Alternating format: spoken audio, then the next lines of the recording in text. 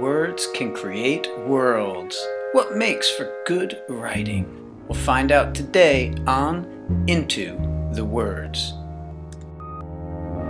Welcome to Into the Words. I'm your host, Mr. McGrath. We have an informational writing today from Charley titled One Small Happy Family.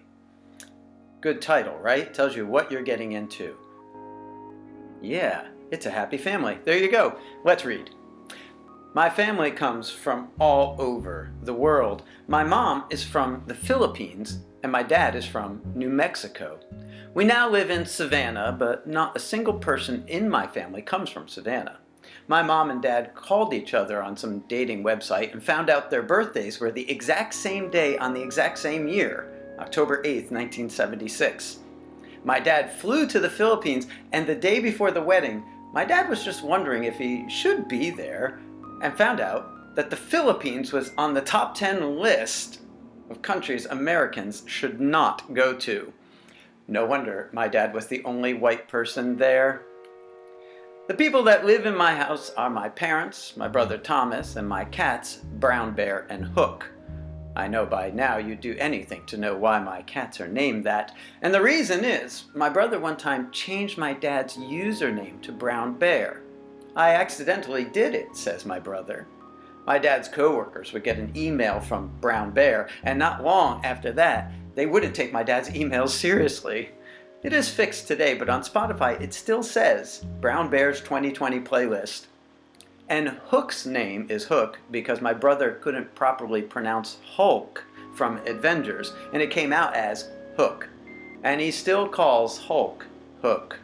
And the reason we named our cat that is because he's very aggressive, like the Hulk. Our family is always doing something, even on the weekdays and the evenings. Because on Monday we do swim practice from 6 to 7:30. On Tuesday I have soccer practice from 5 to 6. On Wednesday we have piano practice from 3 to 4 and swimming again from 6 to 7:30. On Tuesday my brother has bass practice from 6 to 7. And on Friday I take a nap.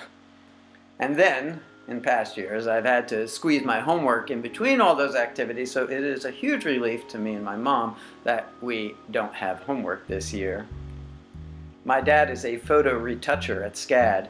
I know it might not sound like a big job, but without photo retouching, all the SCAD photos would look like they were taken on a flip phone. My mom is a nurse at Memorial Health. She works during the night on weekends. You might think she works more now that the coronavirus is a big deal, but it is the exact opposite. She is a surgical nurse, and with elective surgeries canceled during the pandemic, she is working less and making less money.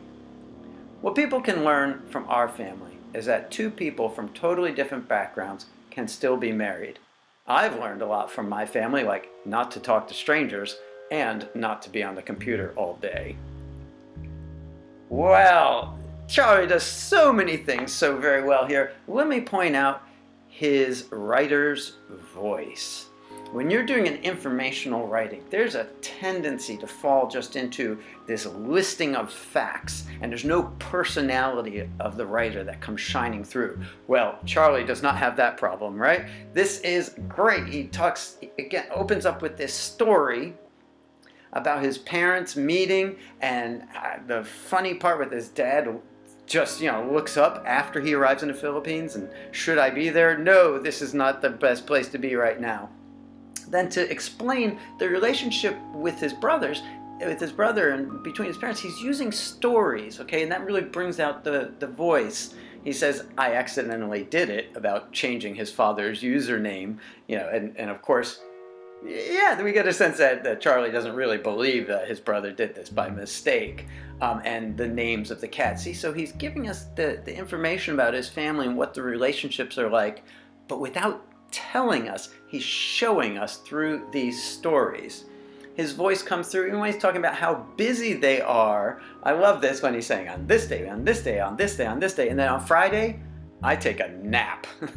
That's terrific because he's so worn out from the week. And notice again, he doesn't explain it to us. That's a great writer's technique there, is don't talk down to your audience. Don't talk down to your reader and think you have to explain, on Friday I take a nap because I'm so worn out from the week. It's far more interesting and funnier Respect your reader. They can figure it out. And on Friday, I take a nap.